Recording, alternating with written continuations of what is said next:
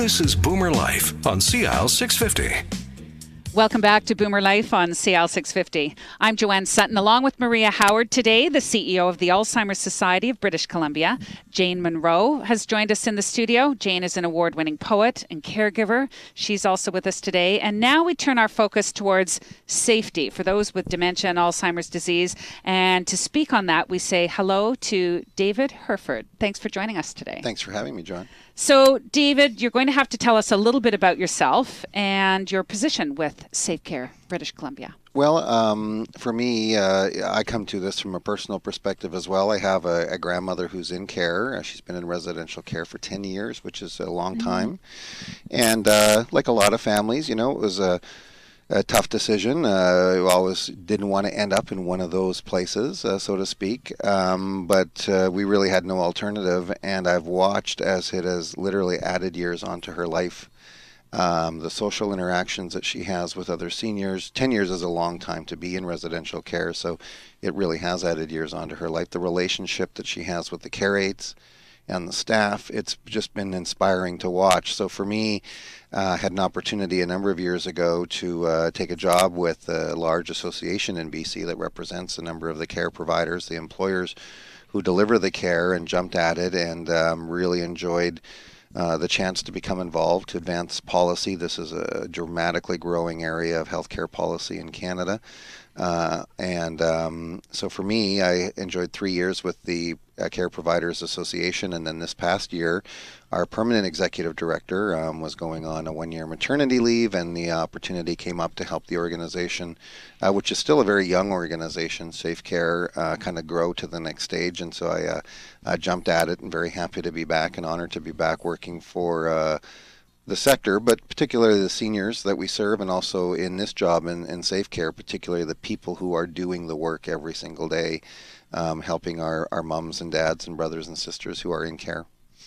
I'm always so inspired because so many of the guests that we bring onto this show, and Maria, I know you can vouch for that, is that most of them have been touched by dementia or Alzheimer's and have a personal investment, but there's always such passion involved.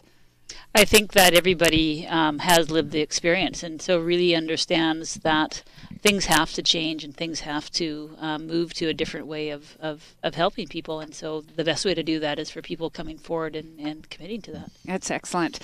So Dave, tell us a little bit about Safe Care BC. What is it? How do people benefit from it? I'm not familiar with this program at all. Well, it's a new organization. It started about 2 or 3 years ago. It came out of the sector really looking hard at recruitment and retention challenges. It's hard to keep workers in the sector. It's a very tough job, and there's a lot of movement around within the sector from employer to employer between the home support sector and the residential care sector. So as an industry, as a group of employers, we started really looking at what those issues were. What were some of the hurdles in terms of retaining and recruiting staff?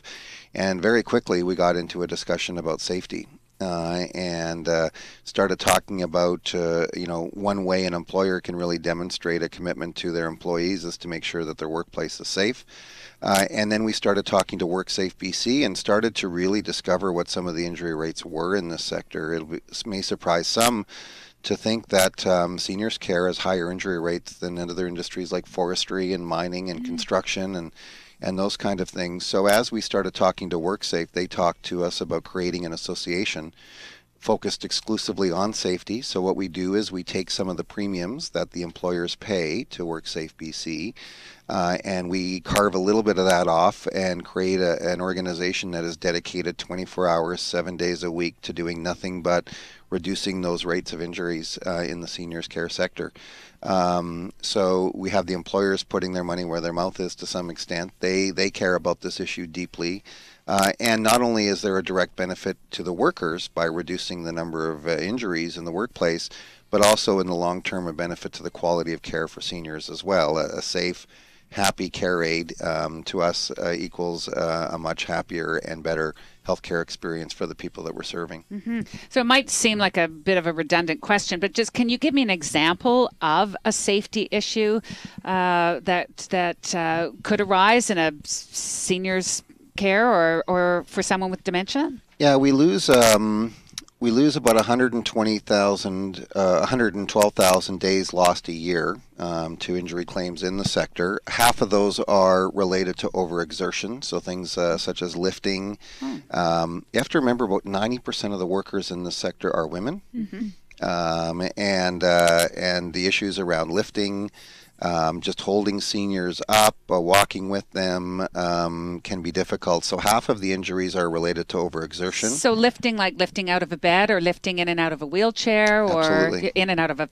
vehicle? Absolutely. Okay. Yeah, even walking down the hall and a slip. 11% are around acts of violence. So it can be a difficult workforce when you're dealing with people with dementia. Certainly not all people with dementia are violent. That's absolutely not the case. And we're talking aggression or acting out or resisting. Absolutely, okay. yeah. By and large, resident on staff violence, but there are rare occasions where there are staff on staff.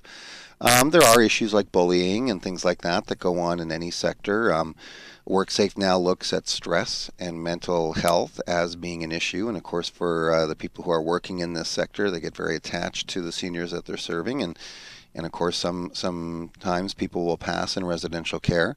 And then about 10% are related to slips and falls, things that I would say are not necessarily unique to the seniors care sector, but are prominent in healthcare in general, whether it's in a hospital setting or so on.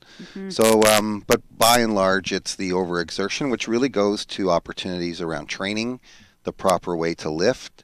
There are technology improvements, obviously, in terms of machines that will do lifting for you.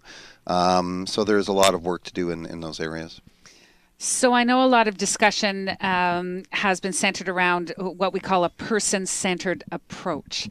What does this mean? How would you explain that?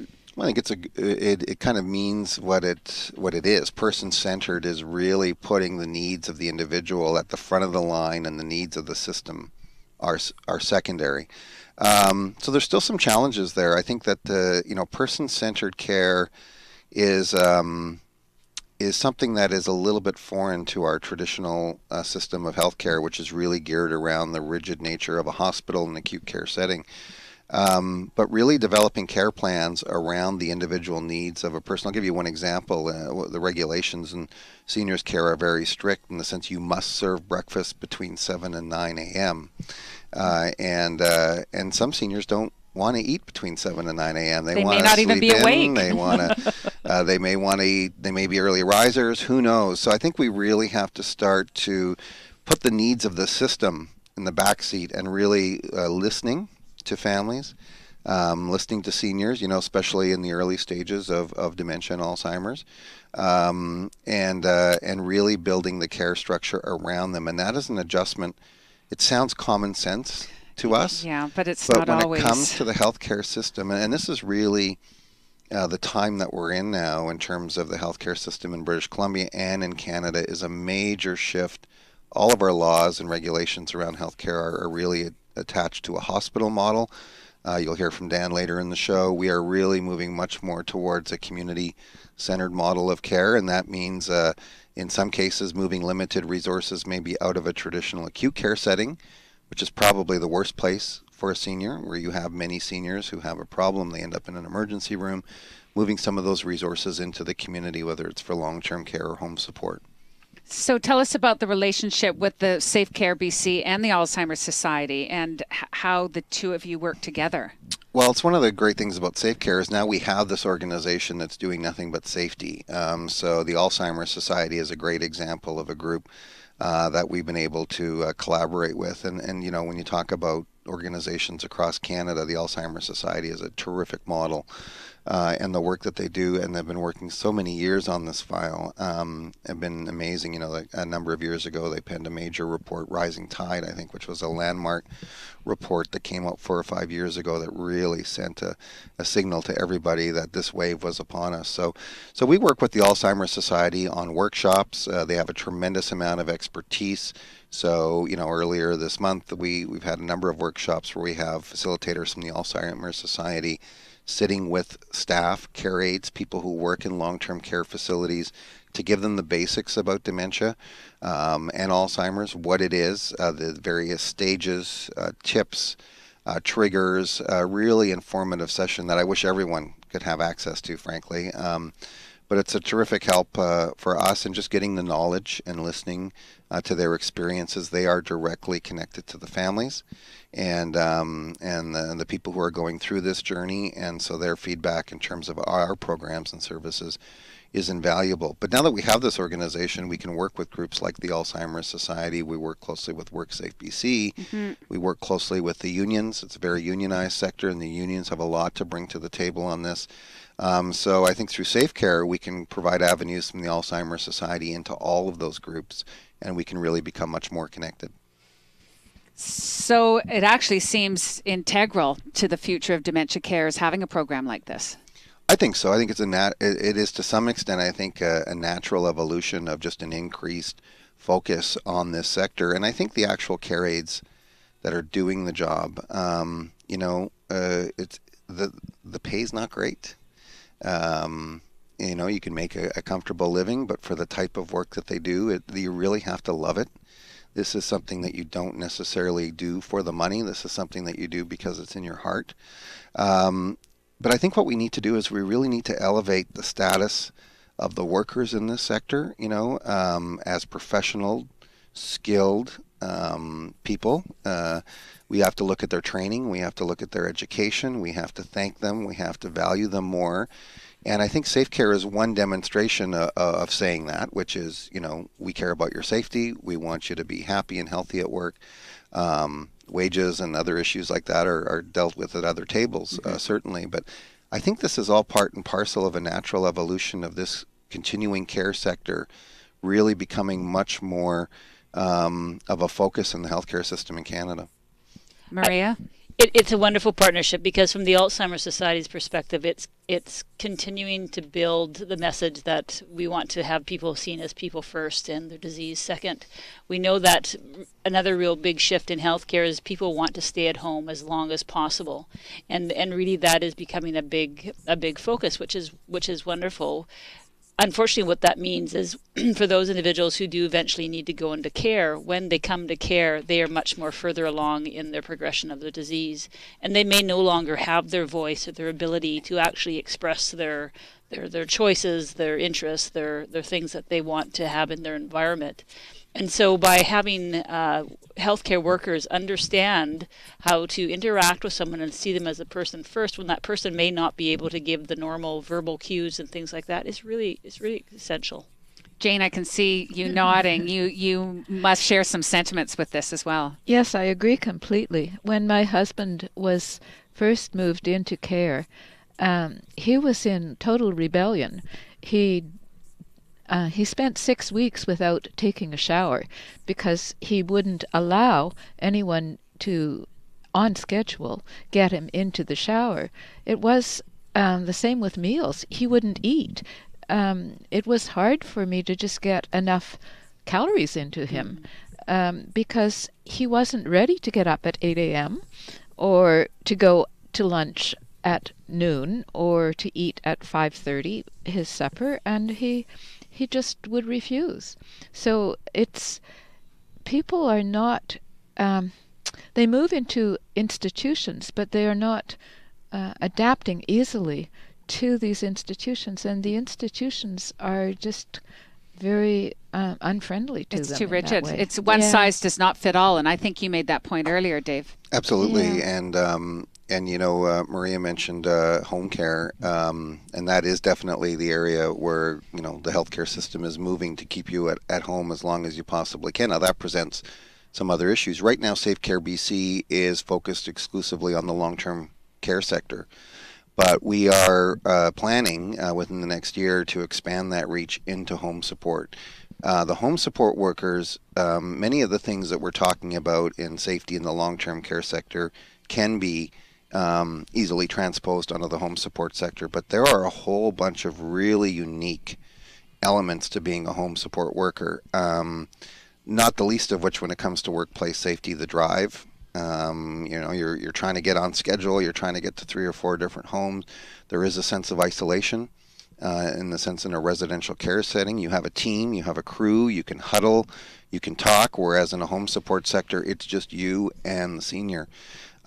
So certainly for Safe Care BC, when it comes to looking at safety in the seniors care sector, we're covering a lot of it right now with long-term care, and we're developing a really strong program for an organization that's only been together for a couple of years, but it's certainly our intent within the next 12 to 18 months to expand that reach into the home support sector and start looking at some of the safety issues that are in there as well, which are still above the provincial average for all workers as well. Not quite as high as long-term care, but certainly concerning.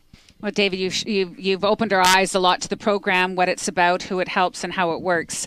Thank you for your insight. No problem. You're listening to Boomer Life on CL 650 with an ongoing conversation about dementia and Alzheimer's disease. Our guests today are Maria Howard, CEO of the Alzheimer's Society of British Columbia, along with Jane Monroe, an accomplished poet with a history of caregiving for Alzheimer's. And we have David Herford, Acting Executive Director with Safe Care British Columbia. Thank you all for your stories. And, well, so far, but there's more to come. We're going to be talking about getting involved with the fundraising aspect and the Walk for Alzheimer's coming up next on CL 650. Celebrating the baby boomer lifestyle. This is Boomer Life on CL 650.